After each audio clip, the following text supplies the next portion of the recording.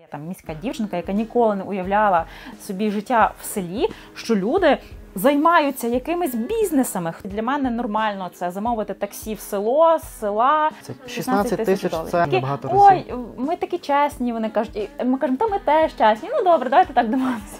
І ми в будинок вклали вже, мабуть, в цю ванну $5 тисяч. Тут, типу, я сиджу в інстаграмі, миша падає, бляха-муха. Ми тіктокери один раз. На лижах і в такому костюмі зерна великого. Сусід, він вчитель у сільській школі. Що ти, катаєшся? Ну, то ні, ми тут кіно знімаємо. Навіть якщо вони думають і в очі не кажуть, хіба це не прогрес в суспільстві, коли людина тримає свою думку при собі? Але кажуть десь в народі, що з того все починається. Спочатку я тут нічого не буду робити. Ну добре, може покошу. Ну таке вже є, мабуть, мені здається. Угу. Такий, як це, Силіконова долина, якщо не помиляюся. В айтішників таке є. Привіт, я Іванка, і я розповідаю історії людей, які зробили свідомий вибір жити ближче до природи. Сьогодні я в гостях у сім'ї Софії та Андрія, а також їх дітей Поліни і Данилка. Ви могли вже десь бачити в інстаграмі цю сім'ю, адже Софія досить давно веде особистий блог, в якому більше 60 тисяч читачів. Ми купили будинок в селі, я й досі не розумію, як я ще не хайпанула на цій темі. Моя любов до села розпочалась кілька років назад, коли я чайно-нечайно тут опинилась. І десь тоді я зрозуміла, що з приходом інтернету наратив «в селі немає роботи» застарів. Молодь повертається в села, і це прекрасна тенденція. Не знаю, куди життя заведе далі, але наразі тут мені подобається. Ми зробили невеличкий ремонт, дуже швидко і заїхали. Тепер у нас в домі все як в житті, на перетині 2 доріг, лакшері-заклад, який працює тільки для обраних, і кафе «Жар-птиця», яка радо приймає всіх із 8 ранку. Уже кілька років вони живуть в селі на Тернопільщині, але лише цього літа придбали власний дім, куди і переїхали. Ми поговоримо про історію їх переїзду, про страхи та стереотипи щодо життя в селі, прогуляємось по будинку, заліземо на горище, а також пройдемося околицями їх села. А ще я маю крутезну новину. У цього випуску є класний рекламний партнер. Це експерти з туристичного спорядження мережа Горгани. Про них я розкажу трішки пізніше. Поїхали! Я традиційно починаю своє інтерв'ю із питання, як ви докотилися до такого життя? Давай ти починай краще. Я вчилася в Києві. Вчилась в Києві, сама я з Заходу, і Андрій звідси. І мама відправила мене вчитися в Київ. І я взагалі все своє життя планувала там.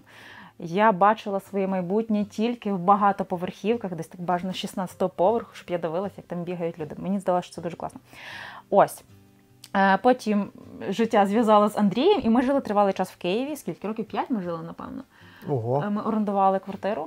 А потім ковід. І ми стали тими людьми, які в першу цю хвилю переїздів в село переїхали. Спочатку стандартно, мені здається, всі історії всіх починаються так, що та ми там на тиждень, на 2, і ми переїхали до Андрієвих батьків, бо вони в селі. У мене батьки в Тернополі живуть, то я така квартирна дитина, я ніколи не жила в селі. І все. І нам тут дуже сподобалось.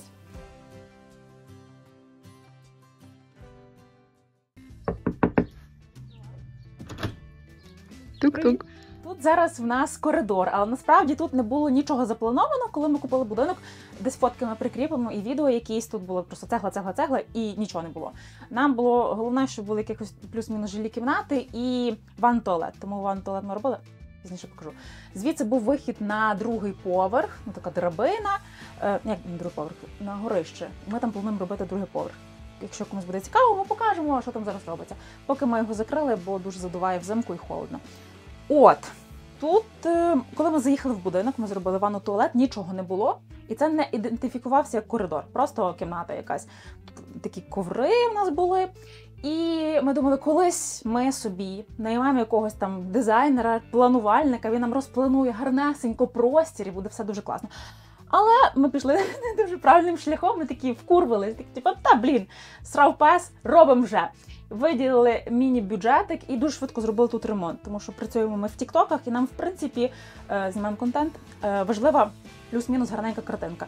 І ми буквально тут за тиждень поклали плитку, і це став коридор. А там ламінат теж за тиждень, і там вже ідентифікується як вітальня, тому поки так. Ось, що тут такого цікавого? Крісло, це ще зйомної квартири в Києві.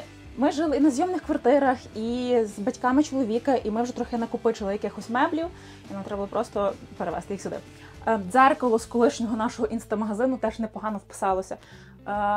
Ми не планували робити ремонти, тому ми ніякі меблі ще не купляли. Андрій знайшов якусь шафу стрьомну на вулиці, розмалював її і ось, типа шафа.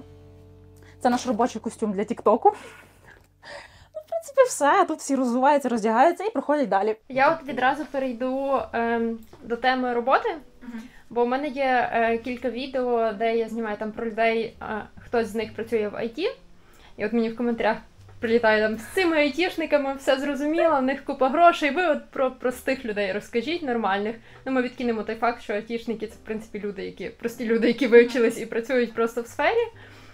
Я знаю, що там у вас не було якогось спадку чи чогось грошей. І розкажіть, чим ви займаєтесь, як ви знайшли там свою справу, якою ви заробляєте кошти. Бо я знаю, що ви так заробили собі на дім, заробили собі на якісь такі крупні покупки. От як ви розвивали свій бізнес і взагалі в чому він полягав? Давай. Ну, рушійна сила бізнесу, це ось тут сидить збоку біля мене, це пані Софія. В неї є якась така жага і, мабуть, в неї є хист до цього. Ще коли ми жили в Києві, я працював на 2 чи на 3 роботах, і все зводилось стандартно до того, що наче і там я працюю, а типу ніде це не видно. Ми там живемо в Києві, ми там їмо, п'ємо, їздимо кудись там трішки роздивлятися нові місцини, але по факту, типу, таке життя якесь сіре, і воно не давало ніяких нам барв. І Софія вирішила в декреті розпочати. Ти цілеспрямовано було чи ні? Я бачила перспективи в соцмережах. І це, стандартно, декрет, що робити далі, ой, що спробую. І якщо опустити взагалі всі нюанси, я почала просто продавати в Інстаграмі. І все. І потім... Почалося з ручної роботи. Софія в'язала на замовлення. І тоді ми почали, власне, займатися цією справою, якою і зараз займаємось, типу, контентом. Контент всюди, на всіх етапах життя нас супроводжував. Типу, фотографія, зйомка, відео, монтаж і так далі. Ну, паралельно там я горів Ютубом і різні знімав такі якісь ролики незрозумілі. Ми і на телебачення попадали, точніше, наші ролики забирали собі на телебачення. І, типу, я паралельно пробував це, але воно не переросло у нашу роботу. То виходить так, що ми зараз я трошки узагальню, за ці кілька років ми отак пройшлись по кругу. Ми хотіли робити якийсь контент на YouTube, потім ми розуміли, що Інстаграм ми можемо легше монетизувати. Я займалась хендмейдом, а я з таких людей, які там за кілька копійок не будуть працювати. Я розуміла, що хендмейд мені не приносить стільки, скільки я хочу, і я почала перепродувати товар в Інстаграм. Там ми почали краще заробляти, Андрій звільнився з роботи, ми оформили ФОП, і ми почали працювати разом. Тобто спочатку ми продавали в Інстаграм, цей самий магазин і склад наш перевезли в село, із села продавали, головне там недалечко відділення Нової пошти. І якось так на диво нам все почало тоді вдаватись. Ну, як на диво, ми пахали. Це була хайпова тема, магазин в селі. І, в принципі, ми ціленаправленно її крутили. Не те, що так... Ми розуміли, що це привертає увагу і глядачів, і цікава історія, але це і типу не видумка, а це були реалії, в яких ми жили. Ми возили велосипедом на пошту товар через городи, там поміж кукурудзу. Ну, типу, і це класно було, зараз згадаю, і така приємна ностальгія. А потім, якщо опустити кілька років, магазин ми закрили, бо мені він набрид. Хоча дуже часто люди питають, чи прибутковий він був. Він був прибутковий, і він нам допоміг купити цей будинок. Магазин завжди був прибутковий, але ми повернулися до створення контенту. Виходить, що зараз ми вже зовсім за інші гроші створюємо контент для брендів. Те, що ми хотіли колись робити на YouTube, але на такому дуже низькому рівні, зараз ми робимо професійно, ми створюємо контент для TikTok, креативи для таргету. Не можу не показати вам кілька цих креативів. Люди з цього будинку підуть на роботу зараз.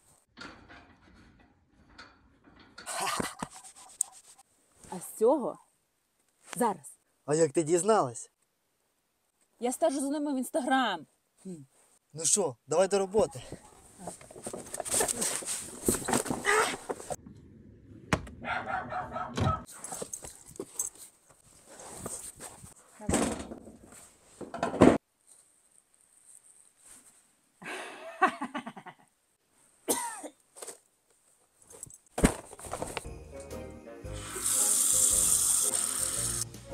Ти що, тютю?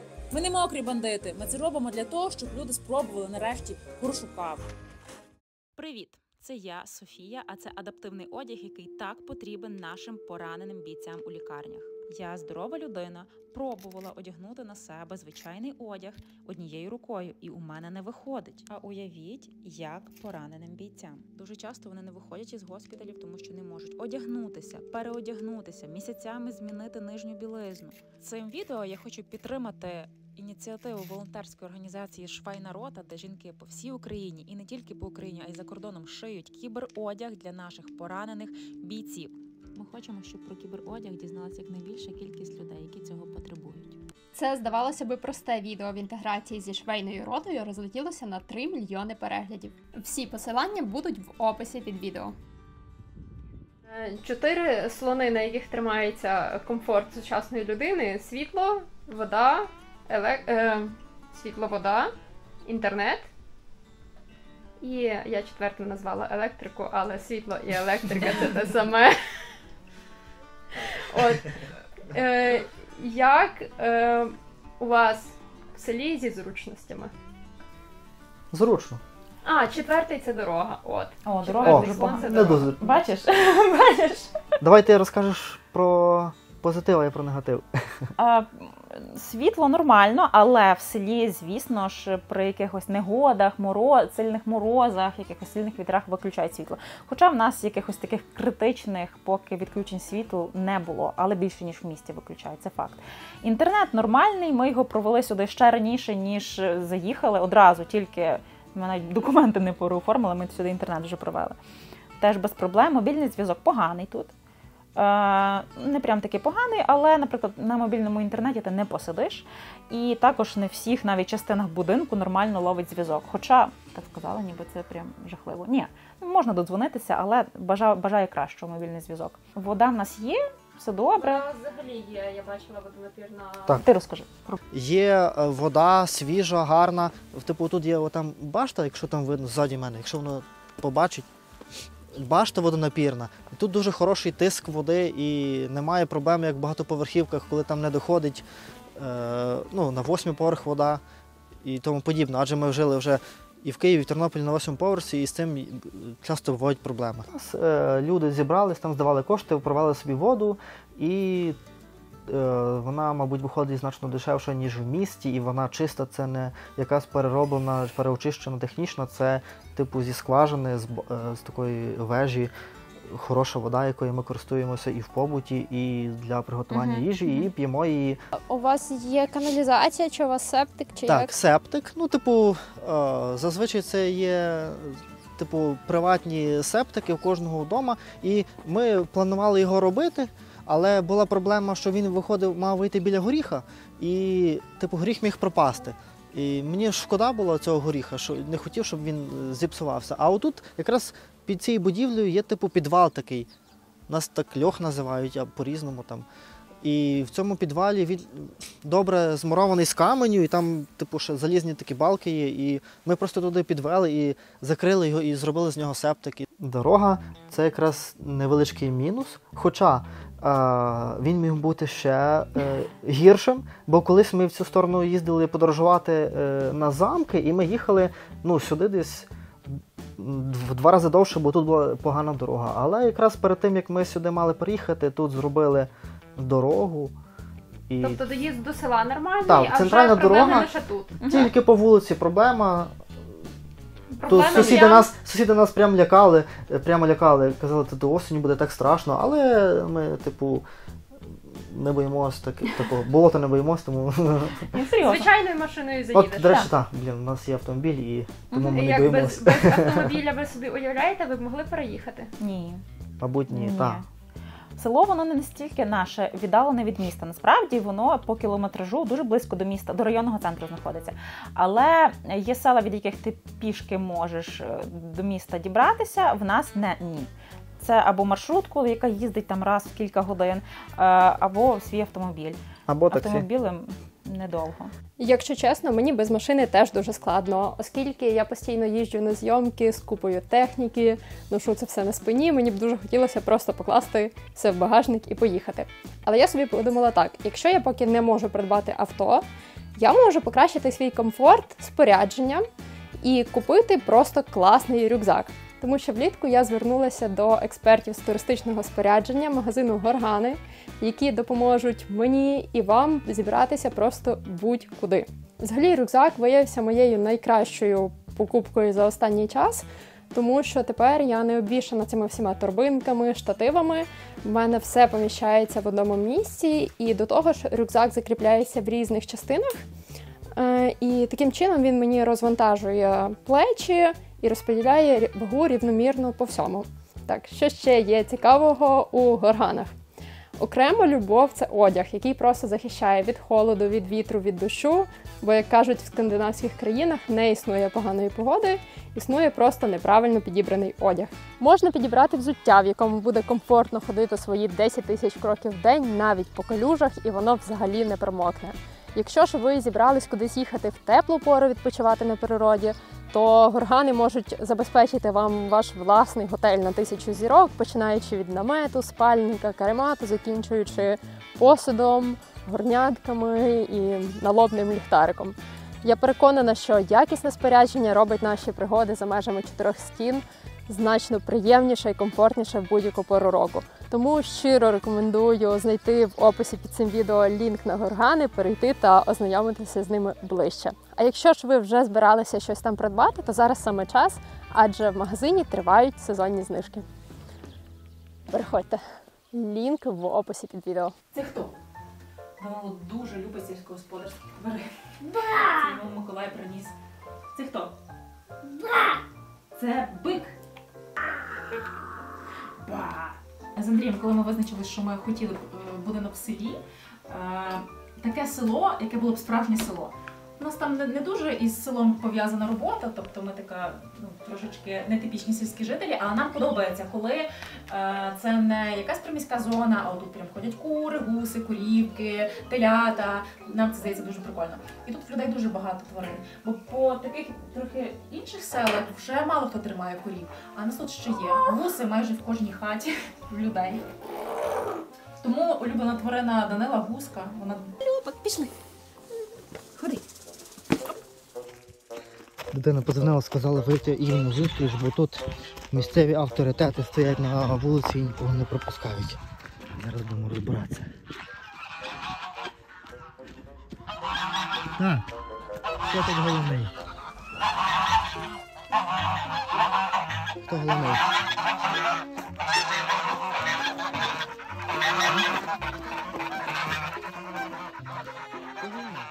І про будинок. Я так слідкувала досить давно за тобою в Інстаграмі, і я бачила момент, коли ви колись збирались купити будинок, я така, герої під'їхали, ви передумали, повернулися в Тернопіль. Я думаю, йой. От, і зараз ви знову купили будинок. Розкажіть, будь ласка, історію купівлі будинку, історію оформлення документів, взагалі, як це все відбувалося? Ну, ця історія зв'язана, як і більшість якихось таких серйозних подій в нашому житті, зв'язана з інтернетом. Ми в інтернеті познайомились, в інтернеті ми знайшли цей будинок, хоча насправді для тих, хто шукає будинки і хоче знайти собі якийсь класний, їдете в те місце, де вам подобається, і питайте в людей. І варіантів в рази більше, ніж є оголошень. Тобто може бути одне оголошення, будинки можуть продаватися 10. Так, так воно є. Ми дивилися цей будинок у 2021 році. Цей будинок коштував у 2021 році $12 500. Якось так. Ми тоді вже думаємо, все, треба з'їжджати від батьків, ла-ла-ла. Але в нас, мені здається, не було повної суми. Коштів, і так. ми, зараз я вже розумію, що зараз у нас трішечки інша свідомість. Все ж таки тут він частково місце розташування віддалене від міста. У нас є діти, і ми із сучасних батьків, яких діти, ми хочемо, щоб діти розвивалися, вони ходили там в школу нормально. І тоді здавалося, що ми засядемо тут і все. Зараз в свідомості для мене нормально це замовити таксі в село, з села, їздити машиною щодня, дитину возити в школу, в місто, назад, і при бажанні просто, не знаю, закрити будинок і переїхати в інше місце. Тоді, на той час, 2 роки назад, це здавалось просто все останнім вибором в житті. От ми його купимо, ми тут засядемо, ми звідси більше ніколи не виїдемо. І якось було навіть страшно влазити в якісь мінімальні кредити, щоб дозаробити тих трохи грошей. І тому ми відмовились від нього. І потім ви почали знову шукати. Розкажіть цю історію. Чому я так запитую про процес? Мені здається, це така цінна інформація для людей, які будуть купувати будинок, бо я знаю, у вас там були труднощі з оформленням документів. І от було б цікаво почути цю історію, тому що нас дивляться багато людей, які хочуть придбати будинок. От, мені здається, ваш досвід може бути цікавий. Там ще передісторія. Як ми купили таки цей будинок? Ми не збиралися нічого купляти, тому що війна, не на часі, стандартно, все. І ми думали поїхати влітку, у нас ще існував магазин цього літа, поїхати в Карпати. Ми думали, поїдемо собі на 3 місяці в Карпати з дітьми, орендуємо будинок. І ми шукали оренда Карпати, і паралельно в нас завжди якось фоново шукались будиночки, ми не планували їх купляти, просто гуглили сайти нерухомості. І Андрій якось сказав: от, прикольно би було, пам'ятаєш, ми колись будинок такий дивилися, якби він ще продавався. Всі будинки, які ми дивилися по сайтах нерухомості, вони коштували, і ми оглядали вже офлайн будинки, від 30 тисяч доларів. Або не підходили по ціні, або якщо ціна приваблива. І там треба було абсолютно все робити. Тобто і дах робити, і вікна робити, і... Говори. І вікна робити, і санвузол робити. Ми не бачили сенсу витрачати ці гроші. Тому якось так. І Андрій сказав: класно, якби такий будинок продавався, як ми колись дивилися, і ціна була прикольна, але вже точно явно ні. Але Андрій із тих людей, які напише, подзвони, він знайшов номер тієї жінки, він написав їй на електронну пошту, яка продавала будинок, написав в Телеграм, і ми відповіді не отримали. Але спробувати варто було. І от стандартно ми шукаємо оренда будинків Карпати, і ми знаходимося в Тернопільській області. В Івано-Франківській області, в Карпатах, підтягується цей будинок. Ми його візуально пам'ятаємо. І я така: Боже, Андрій, дивись, це якісь чудеса небесні. І справа в тому, що син власниці, він в Івано-Франківську живе, і цей будинок підтягнувся за його геолокацією. Тобто він нам вискочив в Карпатах. І ми таки одразу до нього подзвонили, він збільшився в ціні, він тоді коштував, Андрій, 12. І він зменшився в ціні, але... Зменшився чи збільшився? Зменшився, але оця інша ділянка, яку ми придбали, збільшилась.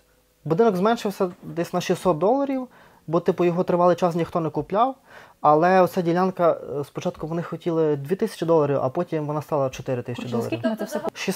16 тисяч це...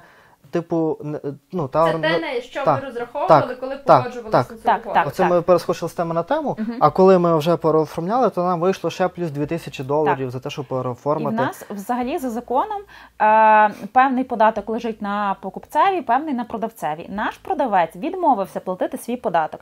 Ми могли би це якось вирішувати, могли би там тиснути на нього, але справа в тому, що ми дуже швидко домовились про покупку, написали розписку, яка... І почали робити ремонт. І ми в будинок вклали вже, мабуть, в цю ванну $5000, тут майстри вже все роблять, і тоді ми тільки переоформляємо документи, власник тільки назбирав все, і він каже: я не буду платити. Платіть. І все. І ми в такій ситуації... Тобто до цього треба бути готовим, і всі платежі потрібно прорахувати відразу, щоб розуміти, там є і за якісь, мабуть, квадратні метри, за квадратні метри, також за те, що ти купляєш ділянку земельну, там теж є за її розміри. І навіть є такий один нюанс, коли ти купляєш землі сільськогосподарського призначення, ти маєш не оплачувати готівкою, а з рахунку. От ми з Софії рахунку оплачували, на рахунку мають бути якісь кошти, і там всі такі нюанси, з якими потрібно ознайомитись. Обов'язково платити спеціалісту і радитись. Це До речі, зекономить спеціалісту час. ти не платиш напряму, а коли ти робиш цей договір, тоді певна частина просто з рахунку йде, списується якось тому нотаріусу. Тобто там все прозоро і чітко, і ти не те, що йому приносиш в конверті гроші за його Перед послуги. тим потрібно не домовлятися як про продаж просто якихось речей на OLX, а піти Так. відразу до людини, яка Це з серйозні досвідом. речі, Та ми які просто робляться такі, набагато разів. ой, ми такі чесні, вони кажуть. І ми кажемо, та ми теж чесні. Ну добре, давайте так домовимося. Ще така цікава історія. Так, ми зараз от йдемо по нашому городу, який був дуже сильно зарослий там, і сусідка дуже зраділа, коли тут поселились люди, що є сусіди, там маленька дитина, і скосили цю траву, бо їй воно трішки заважало, і так негарно виглядало, бо так в селі не прийнято, що там зарослий город, бо всі зазвичай там щось вирощують і доглядають за ним.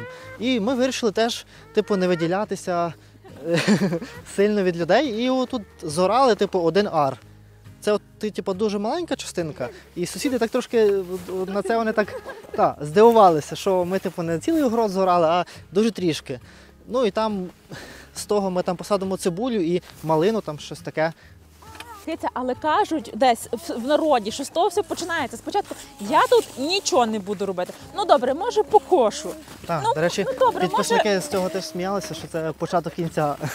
І ми тут засадимо все потім пшеницею.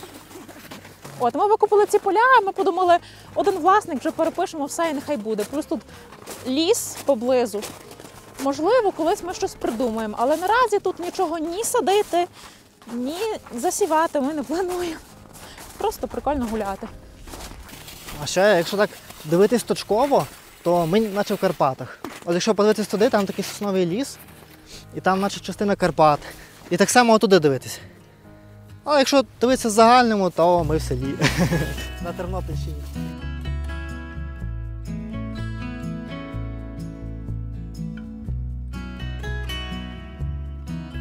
Ми ідентифікуємо цей простір як вітальню, але коли ми сюди заїхали, тут нічого не було. Тут була цегла, і от цієї стіни також не було. Тобто там було продовження приміщення ще далі.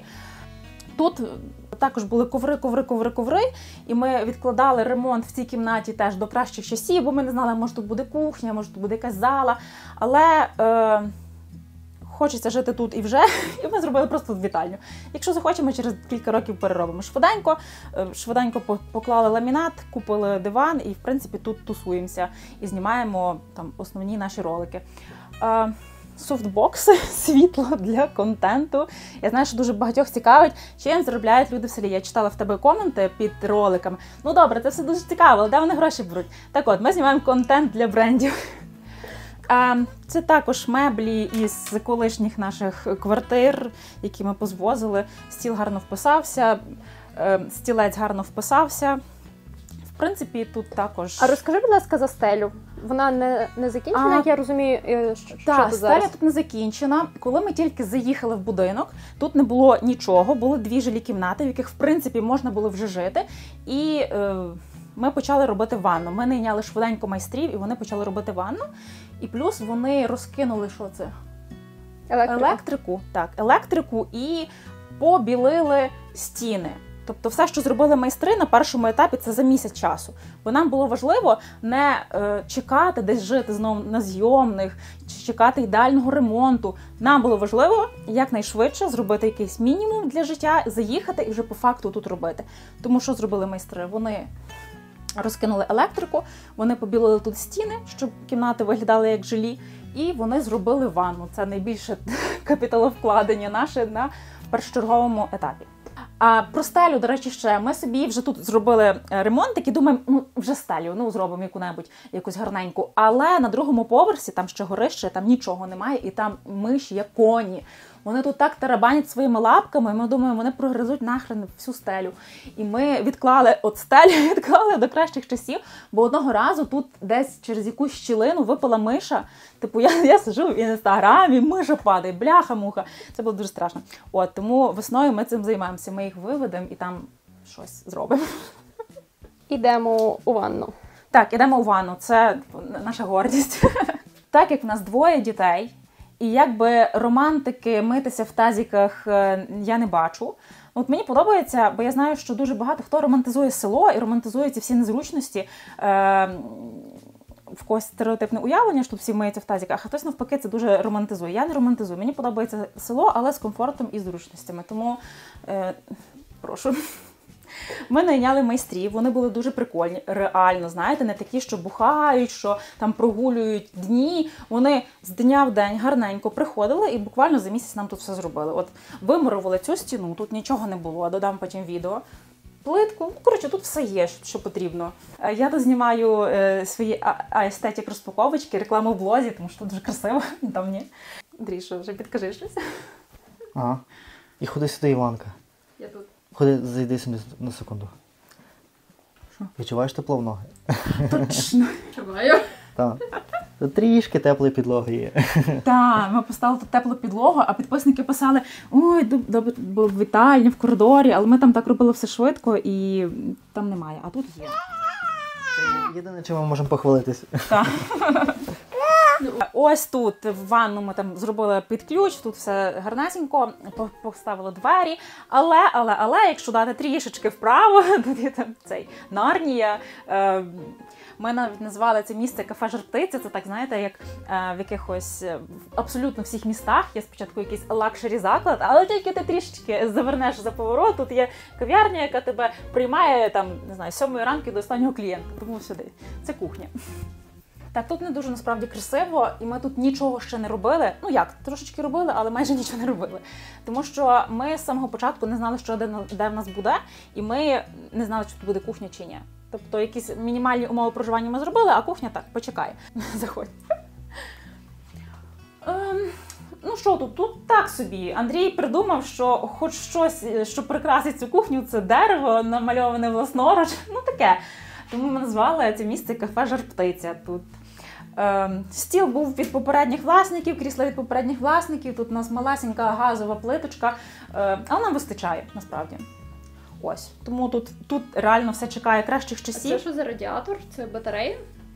Це конвектор. Конвектор у нас є в кімнатах і на кухні. Конвектор. Тут був стіл, такий величезний, красивий, такий стародавній, його можна було реставрувати, але ми зробили мийку. І в нас теж на кухні, до речі, є холодна і гаряча вода. І мені це важливо, щоб можна було нормально мити посуд. Що? Підлога тут була дуже жахлива, якщо тут придивитися, тут все такими горбами поздувалося. Вона насправді зовсім не зроблена під низом, але ми купили лінолеум, щоб можна було хоч якось тут ходити, тому, так.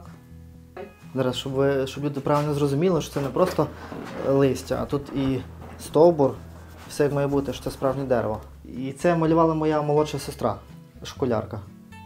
Ну, також такий невеличкий нюанс для тих, хто буде мати справу з будиночком, що ось є такий старий газовий лічильник, і, зазвичай зараз всі ставлять вже люди на вулиці його. І ми думали, можливо, теж поставимо, але, як виявилося, це дуже вартісна справа, і якщо старий несправний, вони перевіряють, тоді вони за свій рахунок ставлять новий на вулиці. А якщо він справний, тоді ти повинен все зробити за свої кошти, а ми поки що це не зробили, а залишили так, як є. І тут вибили таку трубу, оце так закриває, квас закриває, так регулює температуру. Зробили таку трубу, витяжку, але поки що, на жаль, це нас не врятувало, бо немає примусового, як це сказати, немає примусового руху повітря, і це не сильно нас врятувало. На жаль, маємо проблеми невеличкі ще зимовий період з вологістю. А оце наша гордість також. Електричний щиток. Ми сиділи одного разу півдня без світла, це якраз було на Софії день народження. І тут, стоять всякі датчики і тому подібне. Це зараз рекомендують електрики всім таке ставити, але люди, які з цим не стикалися, вони інколи страждають через надто розумні технології. Бо нагадаю, що вибило світло, і ми думали, що світла немає, а як виявилося, світло є, тільки тут треба було нажати одну кнопочку, щоб відновити його, а ми цього не знали, і тоді ми так трошки постраждали від розумних технологій. А ви змінювали електрику? У вас ми нову електрику провели, бо це не менш важливо для безпеки в майбутньому. Найбільш важливо. Добре, нехай буде так. Поговоримо про сусідів. Бо типовий стереотип, що якщо ви люди там з міста, не місцеві, переїхали в село, і ще й у вас немає там свині, корови і городу, то на вас будуть дуже косо дивитися, обговорювати поза очі і все інше. Який у вас досвід з сусідами, з місцевими людьми, які тут живуть? Боже, я не знаю, хто ці люди, які про це розповідають. Ми жили трохи часу в Андрієвих батьків, кілька місяців вже тут живемо, і я не стикалася з поганими сусідами і людьми з села. В принципі, це мене колись і підкорило в селі, коли я тільки переїхала, я там міська дівчинка, яка ніколи не уявляла собі життя в селі, що люди займаються якимись бізнесами, хтось в теплицях вирощує квіти, тут живуть якісь програмісти, хтось вирощує там равликова ферма. Тобто тут давно село вже не таке, як про нього розповідають і малюють в якихось страшилках. З сусідами в нас гарні стосунки. Тут в селі прекрасні люди, вони приносять нам там свіжу випічку, що хтось щось пік. А, ви не садите город, давайте я вам гарбуз принесу, я вам ще щось принесу. Абсолютно ніяких труднощів і осуду. Придумали тіктокери один раз, ми знімали відео на горісі. Андрій так на вершечок виліз, пам'ятаєш? Іде такий сусід. Що, тіктоки знімаєте? Так, ну добре. Типу, нормально. Часто ми знімаємо, ось, наприклад, розбили чайник з вікна, і при цьому нам треба було передати типу емоції, там крики. Почали вали звідси. Так. І, типу, це не є якась проблема, сусіди адекватно реагують, бо вони знають, типу, нашу вид діяльності, нашу професію. І був такий випадок кумедний, що недавно ми знімали ролик для Тіктоку, і я їхав на лижах у великому такому костюмі зерна, типу поролоновий такий, типу мене не видно, там тільки лижі, ноги і цей костюм. І я з'їжджав, і тут приходив якраз наш сусід, дядько Толік, йшов зі школи, він вчитель, і такий, типу, питає мене там, типу, катаєшся? Ну, він вже знає, він не говорить там, що, типу, що ти робиш. Він, типу, просто тому, що я катаюсь на лижах, але ми не катались, ми тоді якраз знімали ролик, і я йому кажу, та ми якраз знімаємо тут. І він такий з розумінням каже, а, добре, і так пришвидшився, типу, трішки, щоб не заважати нам знімати. Ну, типу, це така кумедна і така приємна історія. Взагалі ніхто косо не дивиться. Все, ну, звичайні, класні, нормальні люди. Я не знаю, такі історії, от серйозно. Не було. Я не пам'ятаю. Ну, ми загартували ще в Києві, коли бігали, знімали там, коли там сотні людей на тебе дивиться, ми для магазину щось фотографуємо, знімаємо. Ну, ми особисто загартовані, і час вже так змінився, що це вже не є щось таке дивне, а типу як якась професія така стандартна, звичайно. В нас немає. До речі, мені підписники в Інстаграмі дуже часто пишуть, напевно, там про вас багато говорять. Напевно, там всі шушукаються, коли я показую якісь там свої образи, які я сьогодні зібрала, там, не знаю, шкіряний піджак з якимось бахромою. Там просто мені так хотілося. Це, мабуть, більше страхи людей. Люди пишуть, вас, напевно, там обговорюють. А я кажу, ну мені ніхто нічого не казав. Ну вони, напевно, думають, але точно в очі не кажуть. І я кажу, навіть якщо вони думають і в очі не кажуть, хіба це не прогрес в суспільстві, коли людина тримає свою думку при собі? Ну нехай собі думає, ну боже. Печиво. Ніби. Бутерброди. Це будинок, в якому ви живете? Ні, я просто намалювала вигаданий будинок. Бала мавку. Поліні 7 років, Данилу рік, Поліна ходить в школу. Як же ж ваші дітки виживають в селі без соціалізації? Ну, це так, є моє теж стереотипне запитання. Я хотіла, щоб нас це спитали, а можна було навіть Полю привезти, і вона б розказала. Це був страх Софії, також це був її справжній живий страх, але він, типу, розбився, там, не знаю, розвіявся, адже типу, як у Києві у Поліни був там один друг, там, з яким вона більше гралася, і декілька людей, з якими вона часто бачилась, гралась, то і тут така сама ситуація. Тобто дружба і дитяча зайнятість чи дитячі там якісь свої справи, вона не про місце, а вона про людей. А де є люди, відповідно, там є дружба. Тобто ми тут відразу, ми ще навіть не переїхали, ми тут відразу зустріли місцевих дітей, ми з ними в той день познайомилися, і вони зараз досі дружать. Чому це був мій страх? Тому що мені мама завжди розповідала: Софія, тільки в Києві є перспектива, Софія, в тебе такий потенціал. І воно якось мені, напевно, просто засіло в голові. Тож більш І я особисто. проектувала це на свою дитину. Тобто я не фізично робила якісь дії, пов'язані з Поліною, щоб там реалізувати її потенціал, а просто постійно про це думала. Тобто я з тих адекватних, які тримають також свою думку при собі. Але по факту, якщо конкретно, Поля ходить в школу у місті. Це державна школа, звичайна, але ми возимо її щодня. Вона сама її вибрала, вона туди хотіла, бо там були якісь її друзі. Все. Далі, що Поля? Вона ходить на малювання в місцеву школу. Сільську місцеву школу. Недалечко. Тут є гуртки різні. Угу. Типу, можливо, це не зовсім ще якесь таке спеціалізоване, але в загальному там для комунікації, для англійська, онлайн, також вона займалася малюванням графічним дизайном на планшеті. Дитина абсолютно може розвиватися тут.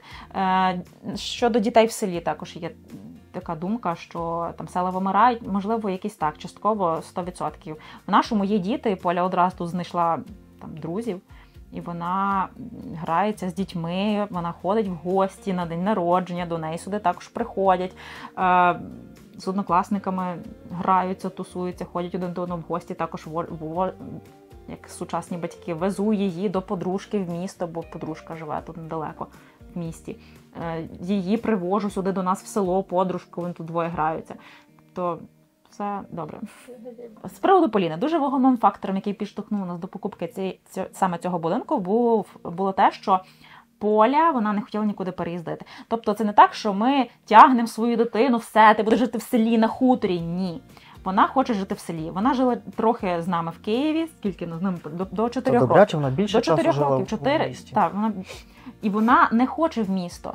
Ми розглядали різні варіанти, думали, а може ми колись купимо собі квартиру десь там в Франківську, а може ми купимо в Тернополі. Поля не хоче. Ні, я не хочу в місто, я не хочу в місто. Вона хоче жити в селі. Це капець. Я думаю, ну добре. Потім ми розглядали, також дивилися локації будинків там на Франківщині. Поля хоче ходити в цю школу, тобто школу вона змінювати не буде. Тут ми вже прислухались до дитини, і ми шукали також якусь таку локацію, щоб ми могли возити її в ту школу, яку вона ходить, і вона її не змінювала. Тобто до інтересів дитини ми також прислуховуємося. Я їй інколи кажу, може ми кудись переїдемо з часом? Ні, не хочу нікуди. Ну так. Мені дуже подобається жити в селі, я би не хотіла переїхати в місто. А може такі квартири в Івано-Франківську? Ні, мені не подобається, бо там не можна просто вийти на двір за 5 секунд. Не можна нічого зробити, там є балкон, там високо, так що я не люблю трохи в квартирах. В тебе тут друзі є? Та в мене є тут подружка Надя і друг Іван. Прикольно. Ви гуляєте, граєте, збігаєте якісь ігри? Чи ви таке на планшеті граєте? Ми бігаємо, ми літом бігали босі, ми літом будували всякі замки з пісків, ми літом лазили по деревах, ми літом все робили, а зимою катаємося на санках. Клас! Дуже прикольно.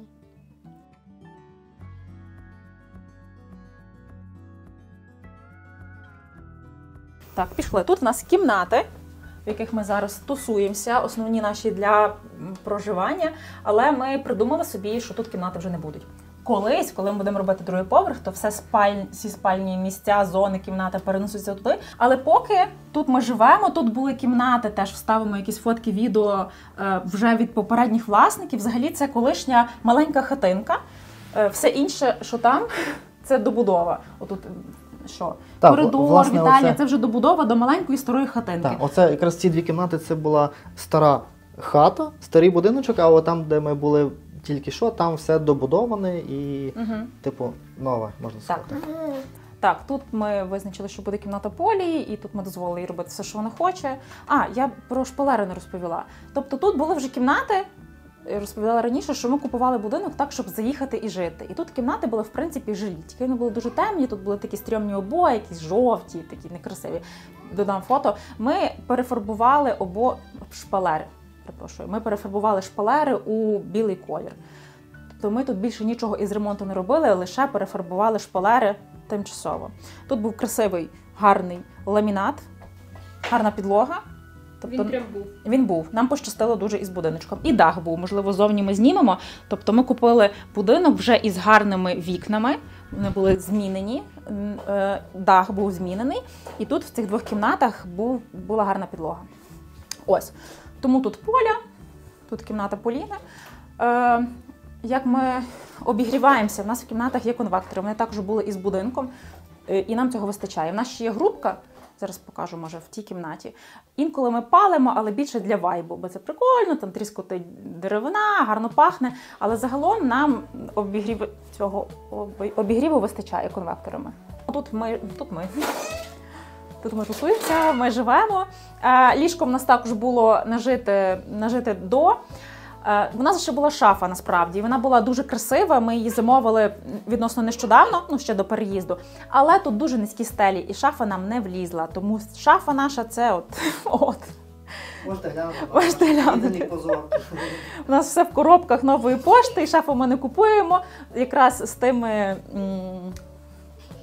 думками, що колись щось тут буде інше, можливо, нам ця шафа там не підійде. Меблі в нас тут всі були наші, ми нічого нового не докупляли. Ліжко ми колись давно купили, вже з ним жили. Цей комод також, пеленальний столик для дитини також. Все завезли. Стійки були з нашого колишнього інстамагазину, на яких зараз одяг у нас висить. Тому тут нічого не докупляли. Тут ще є грубка, вона дуже красива. От інколи, мені здається, що я не впевнена, але скоріш за все її десь напередодні продажу будинку змінювали, тому що вона дуже гарно виглядає. Тут були камінці не дуже красиві, і ми їх пофарбували в білий колір. Ось. От такі класні стільці у нас є. Це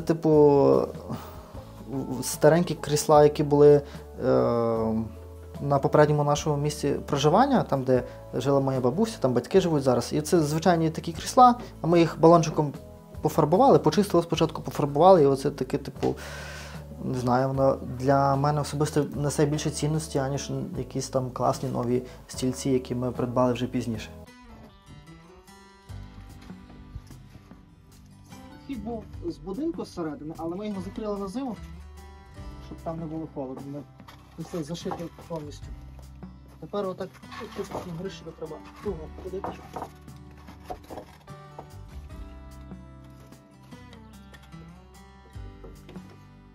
Тут колись буде другий поверх, якщо все буде добре.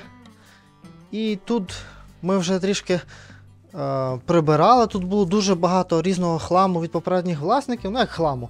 Люди, як я, складали собі свої коробочки, будували плани, але потім все змінилося.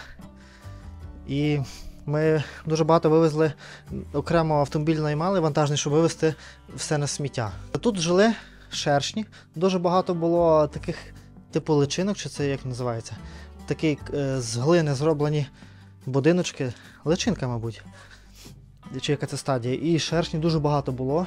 Я їх, там вони є, що зараз покажу, ходи зі мною. Ось вони. Але це вже вони відкриті. Це або гризуни їх з'їли, ми ж їм, можливо, поз'їдали, бо це делікатес, або що? Або вони вилупилися, але ні, не може бути, вони зимою не могли вилупити. До речі, бачу таку класну штуку, коли оці кутики, де в кінці дах заходить, не зашивають, а зробили окремо такий лабіринт для дітей. Тобто там маленькі двері, і там просто такий невеличкий простір, діти там повзують, бігають собі довкола будинку, це так якось прикольно. А ще в нас мрія є, коли будуть сходи на другий поверх, вони, до речі, десь тут мають бути, щоб зробити біля сходів таку гірку, щоб з'їжджати. Щоб для лінивих, щоб і для дітей, в принципі, теж. Всі цим лякають, і, в принципі, це правда, що в селі дуже багато роботи, на відміну від квартири, де ти заселився, там зробив ремонт і живеш, то тут ти весь час щось робиш, чи на подвір'ї, чи біля будинку, але, хто що любить, і ми любимо таке, ми любимо простір, ми любимо, особисто я люблю там щось поробити таке біля будинку, щоб якось відволіктися від якихось інших там проблем. В цій коробці, до речі, ми зберегли таку техніку, яка може стати раритетом, можливо, а можливо ми її згодом викинемо. Це Денді якесь. Отут є ще такі на пластинки програвачі і на бобіни. Отут Ми плануємо зробити, там буде котельня, де буде опалення. Тут треба ще збудувати таку невеличку будівлю збоку. І зверху тут буде такий балкончик, і щоб ми мали такий гарний краєвид на ліс, щоб, наприклад, якщо ми тут будемо жити зверху і просинатися, і виходити сюди пити каву. Такі у нас мрії.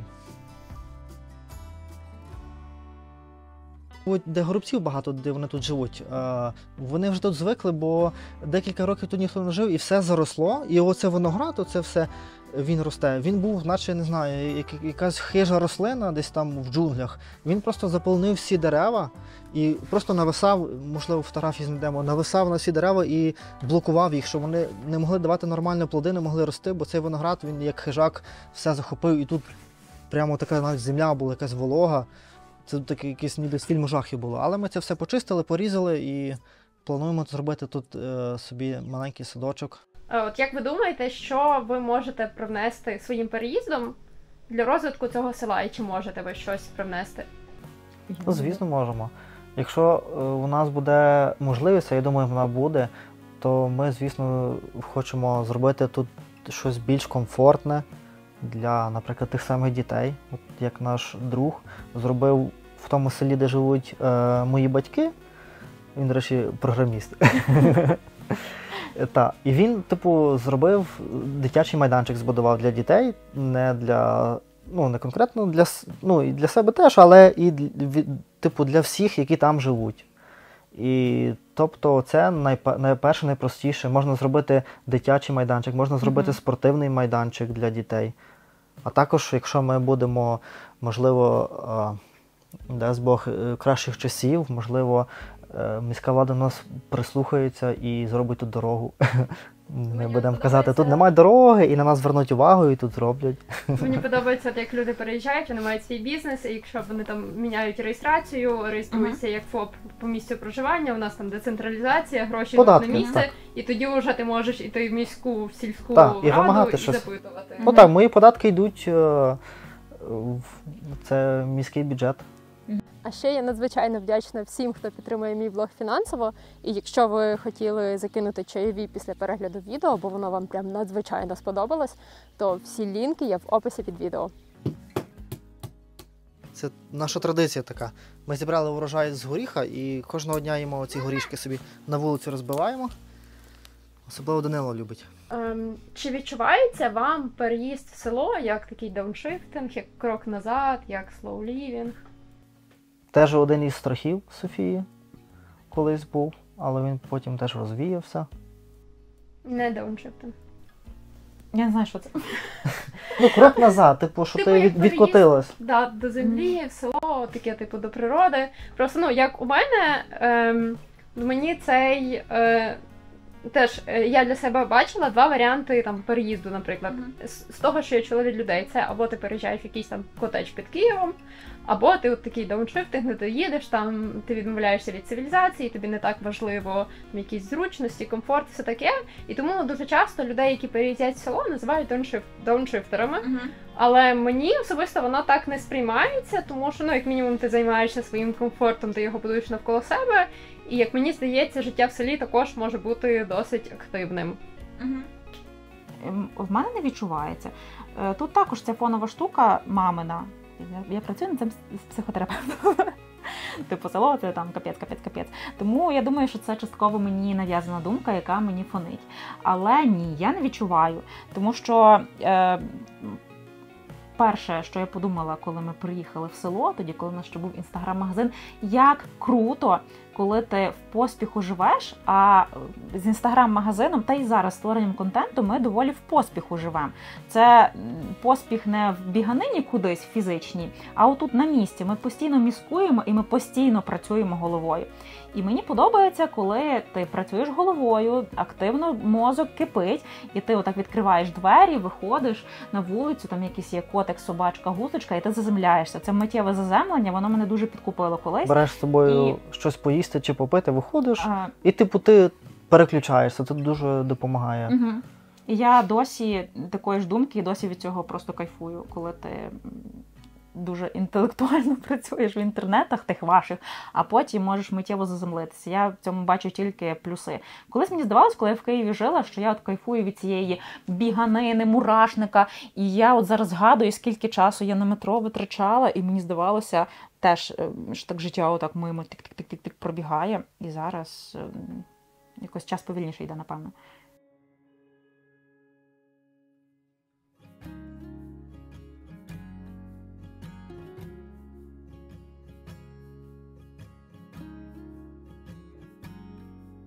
Яким ви хотіли б бачити майбутнє цього села? Чи хотіли б, щоб більше людей сюди переїздили? Чи вам добре, як є? І от зараз ідеально. Взагалі, давайте там пофантазуємо. Ой, давай ти фантазуй. Ну, звісно. Я от сестру запрошую в село сюди. Кажу, тут будинки є. І коли ми дивились тут, я їх не бачив, а зараз я бачу такі, типу, вони мені виглядають краще за наш навіть. Я сестру заманюю, а вона не хоче.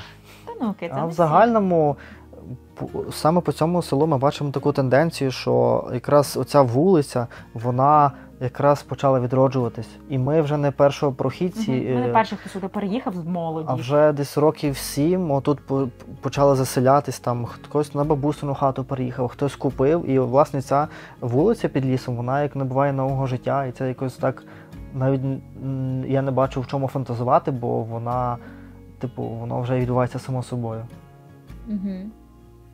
Я не знаю, я не думаю, що моя відповідь буде прикольна і її треба вставляти, але я не дуже люблю, коли багато людей. Не хочу, щоб ви думали, що я їх не люблю, але цей. Мені здається, мені хотілося би, але я поки не уявляю, як це мало би бути, якийсь щось на тих наших полях, сучасний двіж організувати. Чи це би були якісь там офлайн з'їзди людей по інтересах. У нас була відразу така думка, як ми бачили ці всі поля. З однієї сторони ми засмутились, коли типу перейшлось там оці комісії сплачувати, а з другої сторони ми подумали, це земля під будівництво, і це, можливо, буде нашим якимось частиною нашого майбутнього. Можливо, тут будуть саме приїжджати до нас сюди якісь такі люди, які зацікавлені теж в таких відпочинках, заземленнях, коли там приїжджаєш, там є з ким поспілкуватися на якісь теми, але ти в садочку там п'єш каву. І потім пішов собі в ліс погуляти, а потім пішов собі, відключив інтернет і там в будиночку собі дивишся на вогонь. Але знаєш, як класно є от в Карпатах, і не тільки в Карпатах, коли якісь знайомі викупляють хутір і там роблять сучасне містечко. Це дуже прикольно. Це вже зовсім інший рівень. Я, чесно кажучи, не впевнена, чи це реально тут. Мені це нереально. Але якщо фантазувати, то було б прикольно, щоб люди по інтересах приїздили, купили таке будинки, вже є, мабуть, мені здається. Такий, як це... Силіконову долину, якщо не помиляюся. В айтішників таке є. В Україні є таке теж, коли хутір викупляють і роблять такі...